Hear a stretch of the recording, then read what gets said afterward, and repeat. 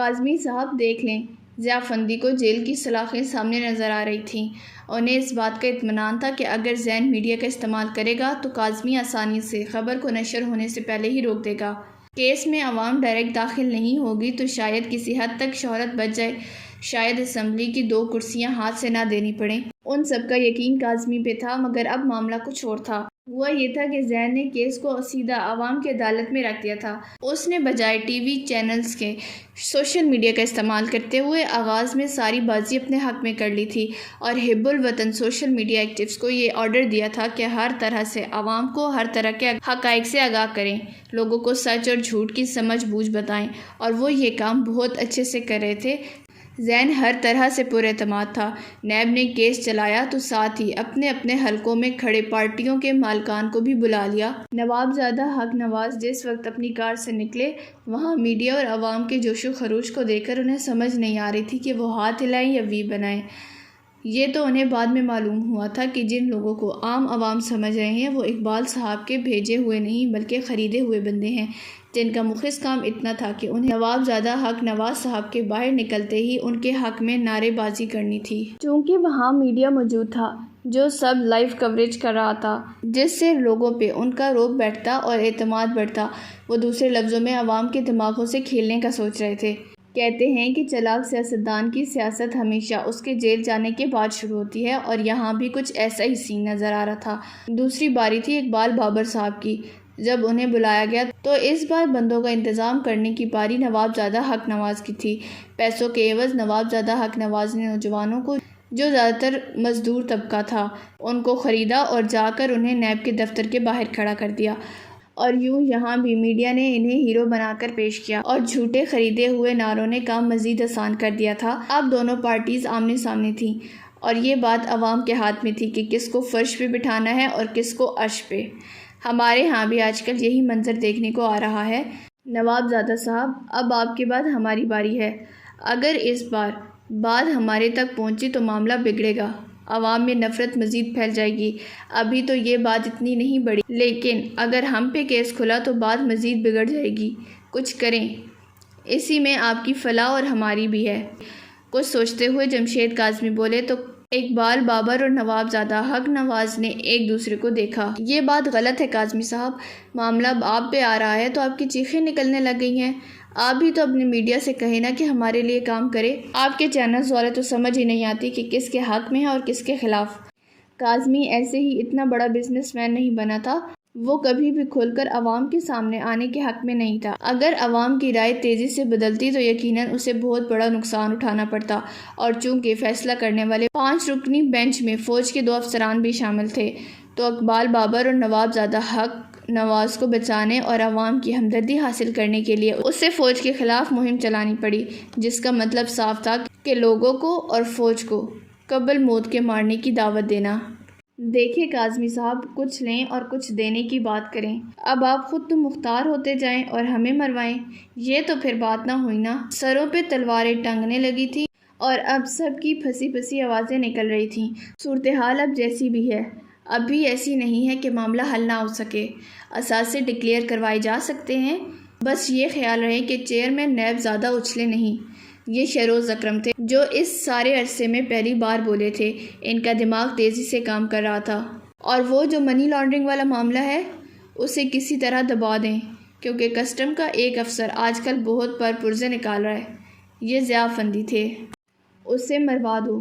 شیروز اکرم نے ایک دم سے بات کاٹتے ہوئے کہا تو سب چوکنے ہوئے۔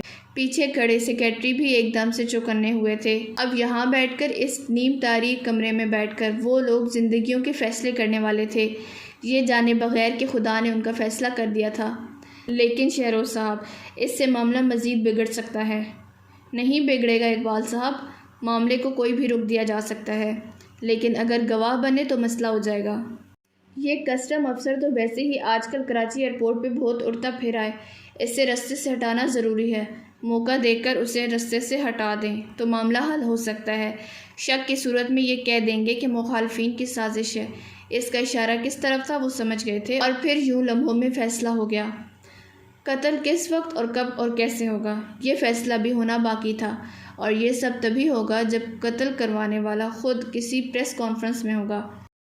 شہروز اکرم لمبا سانس لے کر صوفے پہ گرنے کے انداز میں بیٹھے اور گلے سے ٹائی کھینچ کر اتاری۔ کیس پہ کیس کھل رہے تھے اور معاملات مزید بگڑنے لگے تھے، اسی لیے ایسے میں اکیلا اپنا دامن بچانا ان کے لیے بہت ضروری تھا۔ وہ باقی چار سے ایسی کوئی ہمدردی نہ رکھتے تھے۔ اس وقت اگر انہیں فکر تھی تو صرف اپنی۔ انہیں ہر صورت میں خود کی اس نئی مصیبت سے جان چھڑوانی تھی۔ دماغ حل جو پیش کر رہا تھا یقیناً وہ ان کے لیے کوئی مشکل کام نہیں تھا، لیکن ابھی انہیں یہ دیکھنا تھا کہ اونٹ کس کروٹ پہ بیٹھا ہے۔ وہ ان چاروں کو اپنے خلاف نہیں کرنا چاہتے تھے۔ وہ صوفے پہ آڑے ترچھے لیٹے کچھ سوچ رہے تھے جب ان کی سیکرٹری دروازے پہ دستک دے کر داخل ہوئی تھی۔ اس کے ہاتھ میں ایک ٹیبلٹ تھا جس کی اسکرین چمک رہی تھی۔ سوری سر، میں اس وقت آپ کو ہرگز تنگ نہیں کرنا چاہتی، کام کی بات پہ آؤ۔ اس سے پہلے کہ سیکرٹری اپنی بات پوری کرتی انہوں نے اسے ٹوک دیا۔ وہ تھوڑی شرمندہ سی ہو گئی، سر جھٹکا اور ایک فولڈر کھولا تھا اور سلائیڈ جلا کر ٹیبلٹ ان کے سامنے میز پر رکھ دیا۔ سامنے چلتے مناظر کو دیکھ کے ایک دم سے ان کے چہرے کے رنگ بدلنے لگے تھے۔ ماہم نے گہرا سانس لیا۔ آخر آج وہ میڈم جہارا کے خلاف ثبوت لے کر آ ہی گئی تھی کہ وہ شہروز اکرم صاحب کو دھوکہ دے رہی ہے۔ وہ جہاں آرا کے خلاف صرف اسی لیے تھی کیونکہ وہ اس کے بوس کے دشمنوں میں سے ایک دشمن تھی۔ وہ اسے ایک ایسی ناگن لگتی تھی جو کسی بھی وقت سورج اور زمین کا ٹاکرا کروا سکتی تھی، اور ایسے میں جو اس کے بوس کے کیریئر پہ اثر پڑتا وہ انہیں تباہی کے دہانے پہ لے جا سکتا تھا۔ وہ نہیں چاہتی تھی کہ افندیز اور شہروز اکرم آمنے سامنے ہوتے۔ وہ ایک وفادار ملازمہ تھی۔ جہاں کہ پیرس میں نمرا کے ساتھ موجود تمام تصویر شہروز اکرم کے تن بدن میں آگ لگا رہی تھیں۔ انہوں نے ٹھوکر مار کر میز کو دور اچھال دیا اور تیزی سے فون اٹھا کر جہاں آرا بیگم کا نمبر ڈائل کیا۔ پیرس، کوٹاکونز، فرانس کے شہر کے 20 میٹر نیچے سرنگوں کا ایک شہر آباد ہے جو کہ 300 کلومیٹر تک پھیلا ہوا ہے، جس میں انسانی ڈھانچوں سے مینار اور دیواریں بنی ہیں۔ وہ اور ممی اس وقت زمین کے 300 کلومیٹر نیچے کھڑی تھیں، جہاں پیرس کے تقریباً 30 نسلوں کی 6 لاکھ کے قریب نشین موجود ہیں، اور یہی وہ جگہ ہے جسے انسانی ڈھانچوں کا سمندر کہا جاتا ہے۔ نمرا نے خوفزدہ ہو کر اور پرجوش ہو کر ممی کا ہاتھ تھام لیا اور وہ اس جگہ کو یوں دیکھ رہی تھی جیسے وہ زندہ سلامت کسی ڈرونی فلم میں گھس آئی ہو۔ اگرچہ پیرس آنا اس کے لیے کوئی نئی بات نہیں تھی، لیکن وہ کبھی بھی ایسی جگہ پہ اکیلے نہیں جانا چاہتی تھی۔ وہ ممی کے ساتھ یادیں بنانا چاہتی تھی۔ وہ یقیناً وہاں آ کر بہت خوش تھی، اور ممی اسے دیکھ کر۔ ممی، یہ جگہ میں نے بہت سی ڈرونی فلموں میں دیکھی ہے، لیکن یہ اصل میں کہیں زیادہ ڈرونی ہے۔ ممی کے بازو میں بازو ڈالے اس نے کہا تو ممی مسکرا دیں۔ کیا تمہیں یہاں تصویریں نہیں لینی؟ انہوں نے اپنے فون سے کیمرہ آن کیا۔ نمرا کھلکھلائی اور پھر ایک گول سے ڈھانچوں اور کھوپڑیوں سے بنے مینار کے سامنے مختلف پوزز بنائے۔ ممی نے اس کی بہت ساری تصویریں لیں۔ نمرا کو یوں لگ رہا تھا جیسے یہ ایک خواب کی طرح ہے۔ پیرس میں اس کا اور ممی کا آزاد ایک ساتھ گھومنا اس کے لیے خواب جیسا تھا۔ ممی آئیں ساتھ لیتے ہیں، یہ کہہ کر اس نے وہاں سے گزرتے ایک سیاح کو کیمرہ پکڑا کر تصویریں لیں۔ ممی، میں انہیں فریم کروا کے شادی کے بعد اپنے کمرے میں لگاؤں گی، مسکراتے ہوئے کہا تو ممی نے آنکھیں گھمائیں۔ نمرا ہنس دی، اور پھر اس کے ساتھ ہی اسے عبداللہ کا ناراض ہونا یاد آ گیا۔ اس نے ممی کو سب بتا دیا۔ نمرا اور عبداللہ کا نکاح بھی انہوں نے ہی کروایا تھا۔ تمہیں نہیں لگتا کہ تمہیں اس سے بات کرنی چاہیے؟ وہ ارد گرد دیکھتے عبداللہ کا سوچ رہی تھی۔ جب ممی نے اسے کہا تو نمرا افسردگی سے مسکرائی تھی۔ ممی، وہ مجھ سے ناراض ہے، ہونٹ لٹکا کر اس نے کہا تو جہاں آرا مسکرا دی اور پھر اس کی ناک کھینچی۔ تو منا لو، اسے کال کرو، اسے بتاؤ کہ تم کتنی خوش ہو۔ وہ تم سے محبت کرتا ہے، مجھے یقین ہے تمہیں دیکھتے ہی وہ مان جائے گا، انہوں نے بردباری سے کہا تو نمرا پرجوش سی ہو گئی۔ اس نے عبداللہ کو میسج کر کے آن لائن ہونے کا کہا۔ جب وہ آن لائن ہوا تو اسے ویڈیو کال کرنے لگی۔ جہاں آرا کے فون کی بھی گھنٹی تبھی بجی تھی۔ شہروز اکرم کا نام اسکرین پہ دیکھ کر ان کے ماتھے پہ بل نمودار ہوئے۔ دیکھو عبداللہ، میں اس وقت ڈھانچوں کے سمندر میں کھڑی ہوں۔ ایک ہاتھ سے موبائل کا کیمرہ گھما اور دوسرے کو فضا میں کھولے اس نے کہا تو عبداللہ نے ناراضگی سے اسے دیکھا۔ نمرا مسکرا دی۔ تو یہ بیبی کہ اگر تم چاہو تو میں یہاں سے تمہارے لیے کسی خوبصورت سی فرانسیسی بلی کا ڈھانچہ لا سکتی ہوں، کیا خیال ہے، لا دوں؟ شوخ مسکراہٹ سے مسکراتی آنکھیں گھما کر اس نے کہا تو عبداللہ بے اختیار ہنس دیا۔ لے آؤ، پر یاد رکھنا تمہارے کمرے کی دیوار پہ لٹکاؤں گا، اور وہ بھی کہاں پیچھے رہنے والا تھا۔ نمرا مسکرائی۔ ممی نے ٹھیک کہا تھا، وہ اس سے ناراض نہیں ہو سکتا۔ تم نے ہی تو کہا تھا کہ تمہارے لیے فرانسیسی فرما بردار سی لڑکی تلاش کر کے لاؤں۔ اب ڈھانچے سے زیادہ فرما بردار اور کون ہو سکتا ہے؟ اس بات پہ تو میں اب بھی قائم ہوں اور سنجیدہ ہوں، بلکہ ایک کام کرتا ہوں، اپنی سی وی بھیج دیتا ہوں، کر لو کسی بھی لڑکی کو راضی۔ بولتی آنکھوں سے مسکراتے ہونٹوں سے کہا تو نمرہ برا منائے بغیر ہنستی۔ وہ عبداللہ کو بہت اچھے سے جاننے لگی تھی۔ ٹھیک ہے کر دو، پر ساتھ میری بھی کر دینا۔ تمہاری کیوں؟ مجھے کیا لڑکوں کی کمی ہے؟ گردن اکڑا کر کہا تو عبداللہ کے تاثر ایک دم سے بدلے۔ تم نے فضول گوئی کے لیے کال کی تھی مجھے؟ آئی برو اٹھا کر کڑک لہجے میں پوچھا تو نمرہ کے لیے اپنی مسکراہٹ چھپانا مشکل ہو گیا تھا۔ یہی ہونا تھا، وہ جانتی تھی۔ نہیں، کال تو تمہیں منانے کے لیے کی تھی۔ ٹھیک ہے پھر رکھو فون، میں مصروف ہوں۔ منہ بنا کر اس نے کال کاٹ دی۔ نمرہ پر کرتی رہ گئی، پر عبداللہ وہاں نہیں رکا تھا۔ کیمرہ سیاہ پڑ چکا تھا، وہ پھر سے ناراض ہو چکا تھا۔ وہ مسکرا کر سر جھٹک کر رہ گئی۔ اب خود کو کتنا برا لگا ہے سوچ کر اس نے مڑ کر دیکھا تو ممی کو کسی سے گفتگو کرتے پایا۔ وہ ارد گرد دیکھنے لگی تھی اور ساتھ ہی فون کا کیمرہ بھی آن کر لیا۔ اب واپس آتے ہیں کیٹاکومز کی تاریخ کی جانب۔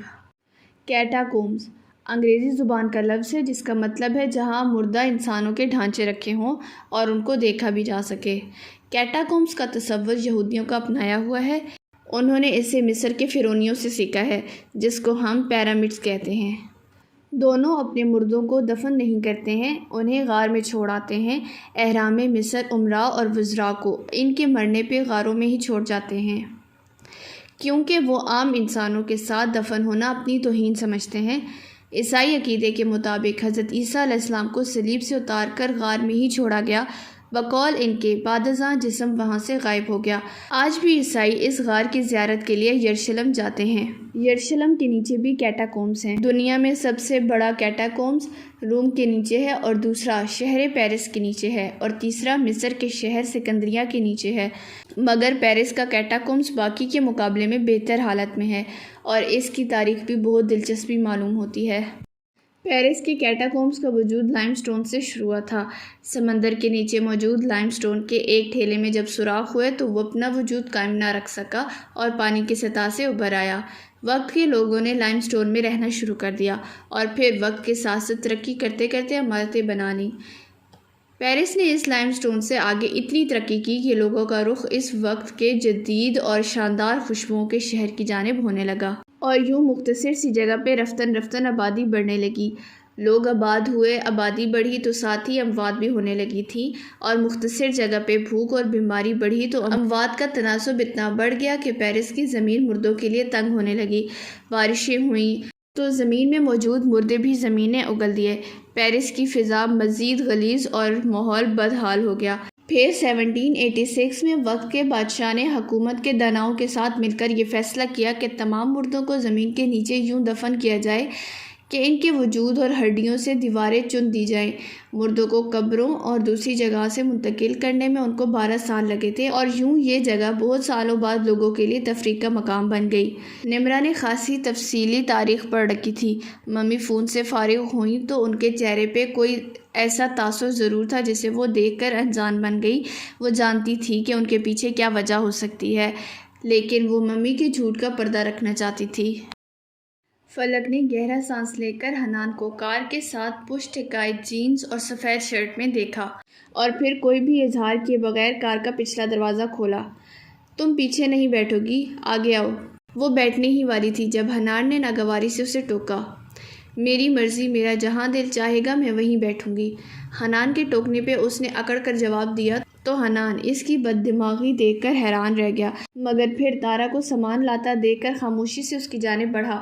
اس نے اس کے ہاتھ سے سامان لے لیا۔ تارا نے ایک نظر حنان کے چہرے پہ بگڑے ہوئے زاویے کو دیکھا اور پھر سر جھکا کر کار کا پچھلا دروازہ کھول کر بیٹھ گئی۔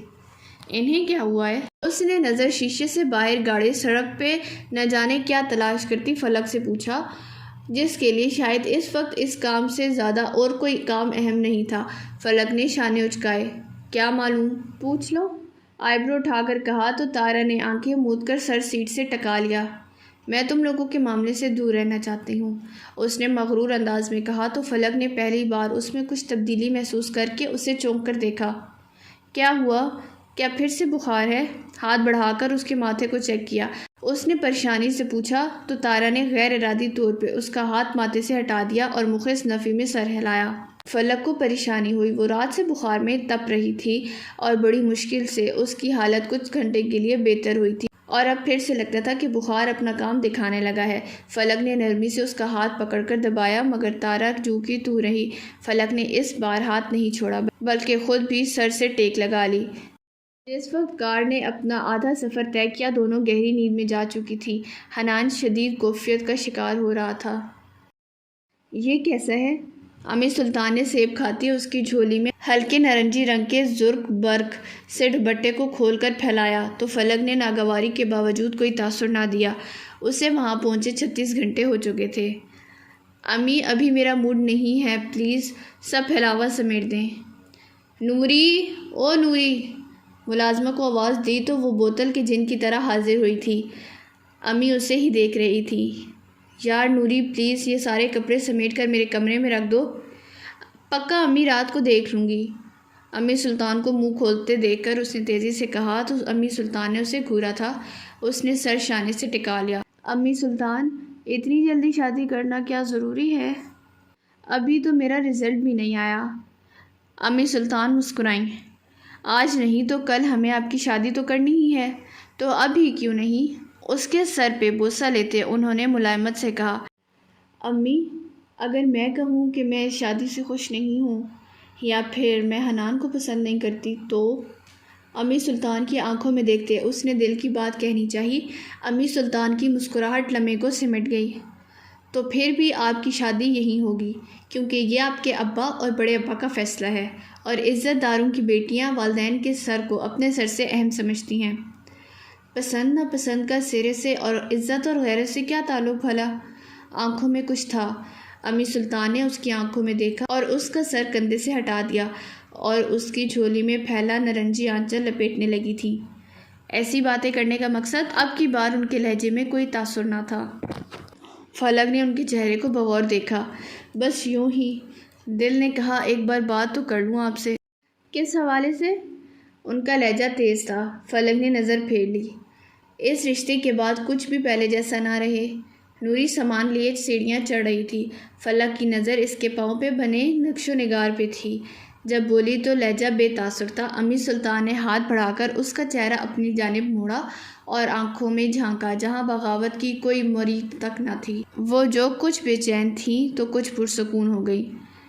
جو ابھی ہوا ہی نہیں اس کے بارے میں شک پیدا مت کرو، بس اپنے باپ کا مان رکھو اور خاموشی سے سر جھکا دو، اسی میں سب کی بھلائی ہے۔ ان کے لہجے میں واضح تاکید تھی۔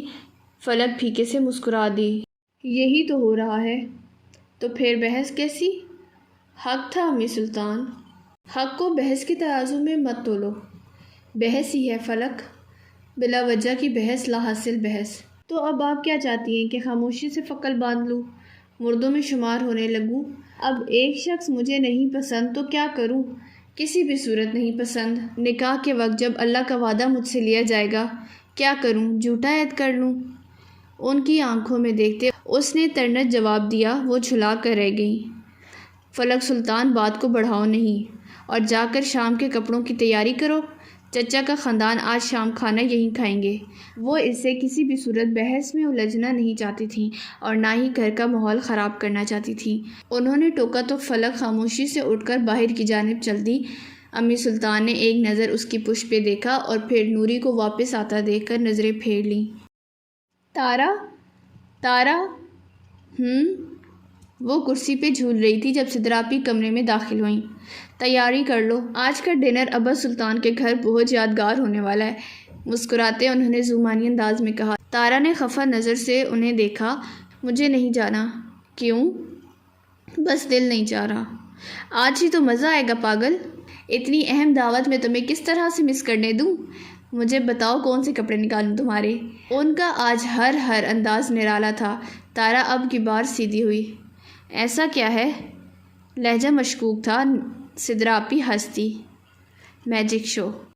سر پیچھے پھینک کر ہنس دی، گویا اپنی ہی بات سے لطف اندوز ہوئی تھیں۔ تارا کو حیرت ہوئی۔ مطلب؟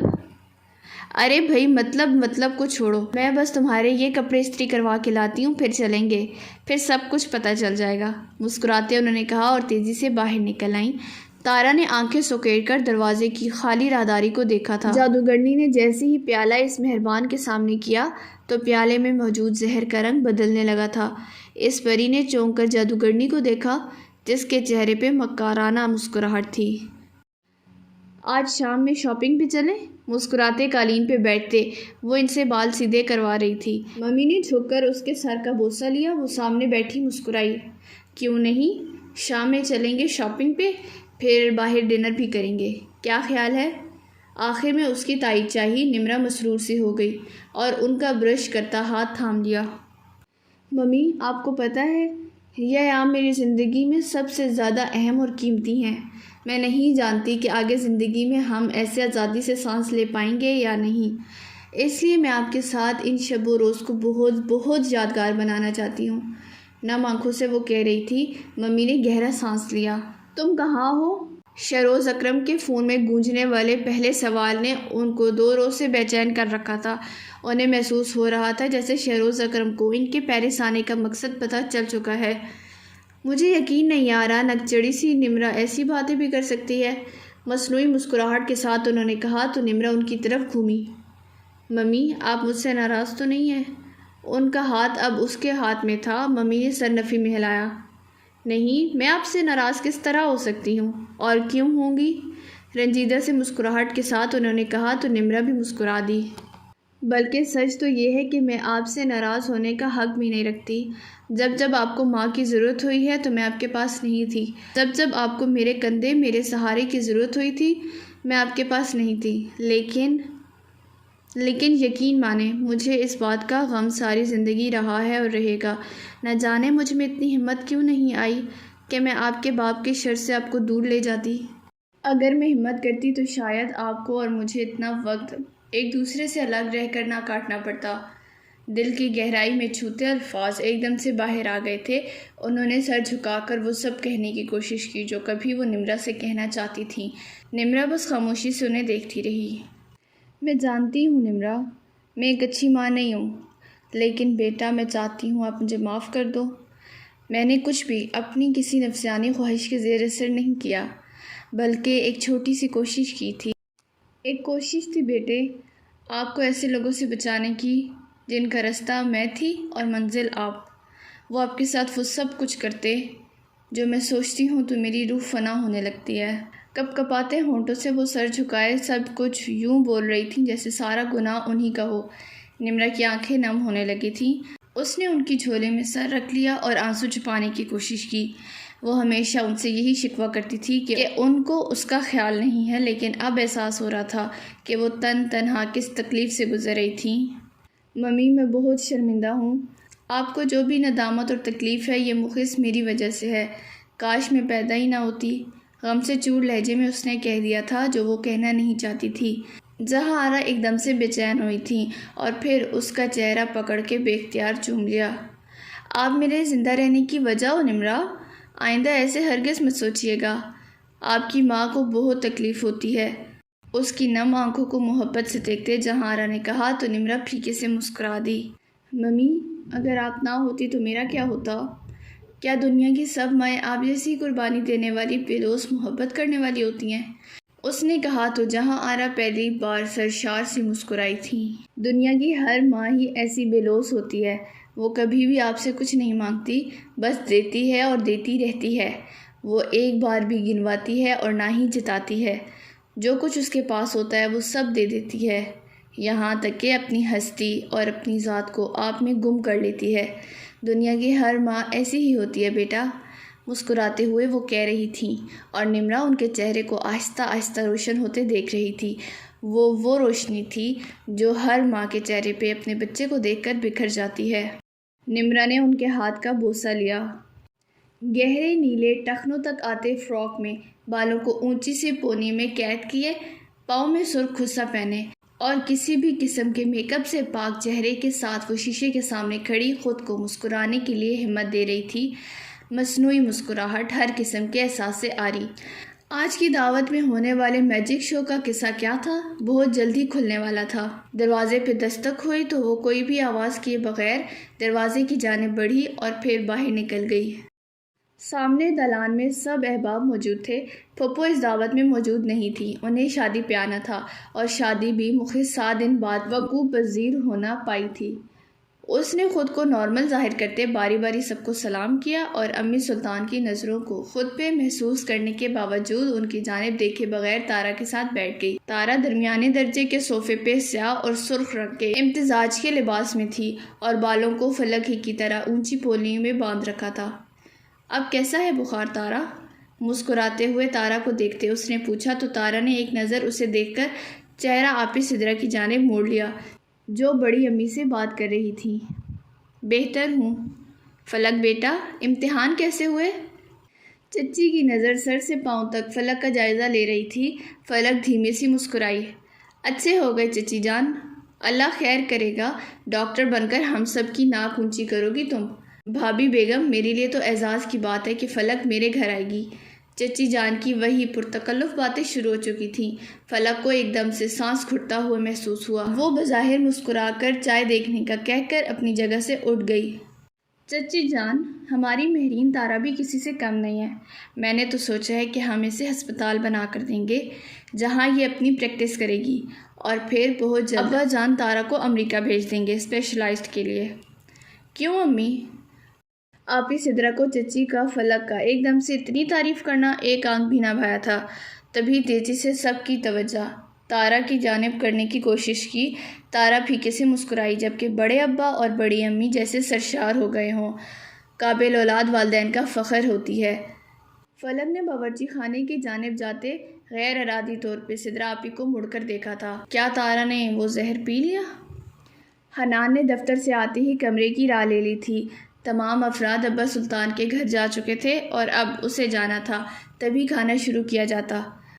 اس نے نہانے کے بعد گہرے بھورے رنگ کا کاٹن کا شلوار قمیص پہنا، بالوں کو جل سے ایک جانب جمایا اور بہت ساری خوشبو اپنے اوپر چھڑکی اور پھر ساری کارروائی ہو گئی تو اپنے عکس کو آخری بار شیشے میں دیکھا۔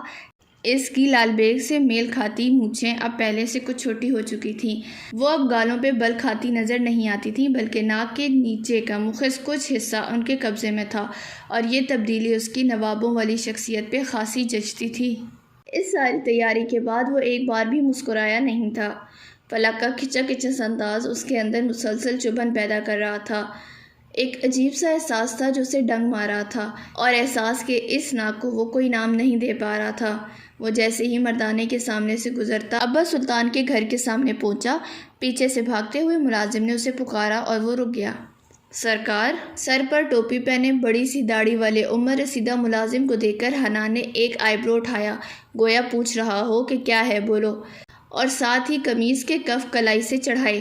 سرکار، مردانے میں کوئی جوان آیا ہے، کہتا ہے لاہور سے آیا ہوں، وہ آپ سے ملنا چاہتا ہے۔ کیا نام ہے؟ لاہور سے آنے والا بھلا کون ہو سکتا تھا؟ سرکار، مان، کہتا ہے میرا نام مان افندی ہے۔ مان افندی؟ حنان الجھا۔ اس نام کے شخص کو وہ نہیں جانتا تھا۔ اچھا چلو میں آ رہا ہوں، یہ کہہ کر اس نے ایک نظر ابا سلطان کے گھر کے داخلی دروازے کو دیکھا اور قدم مردانے کی جانب بڑھا دیے۔ سلطان والا میں بیٹھی جادوگرنی کی نگاہ کھڑکی پہ پڑی تو مسکراہٹ ایک دم سے گہری ہوئی تھی۔ سحر ہونے کو تھا۔ آسمان پہ چمکتے چاند کو ایک دم سے گرہن لگنے والا تھا اور پرسکون سی فضا میں ایک دم سے بہت سے جنگلی کتے اور بھیڑیے آسمان کی جانب منہ کر کے چیخنے لگے تھے۔ اس نے بدلنے کے لیے ہی صحیح وقت تلاش کیا تھا، پورے چاند کی تاریخ اور محبت کی ہوتی تکمیل کا عین لمحہ۔ حنان کو لگا اس شخص کے الفاظ نے اس کی شہرک کو کاٹ ڈالا ہے۔ اس نے بے یقین نظروں سے مان افندی کو دیکھا جو مسکرا رہا تھا۔ حنان ایک دم سے آگے بڑھا اور اسے گربان سے پکڑ کر زور سے جھٹکا دیا۔ مان کی آنکھوں میں الجھن تھی جبکہ حنان کی آنکھوں میں لہو تھا۔ جھوٹے، جھوٹے ہو تم۔ اچھا میں جھوٹا ہوں؟ مان مسکرایا۔ اگر جھوٹا ہوں تو بلاؤ اپنی منگیتر کو اور پوچھو اس سے میرے بارے میں۔ پوچھو کہ وہ مان افندی کو جانتی ہے کہ نہیں، اور یہ بھی پوچھنا کہ کہاں ملی تھی وہ مجھے۔ اور یہ میرا گربان چھوڑو، جھٹکے سے اپنا گریبان اس کی سخت گرفت سے چھڑواتے مان بہت تحمل سے مسکراتا بولا تھا، نہیں، میں اس سے نہیں پوچھوں گا، مجھے یقین ہے اس پہ، تم نکلو ادھر سے، اور اس سے پہلے کہ میں تمہارا قتل کروا دوں۔ دانت پیس کر اس نے مان کو ہاتھ سے پکڑ کر مردانے سے باہر باغیچے کی طرف دھکیلا۔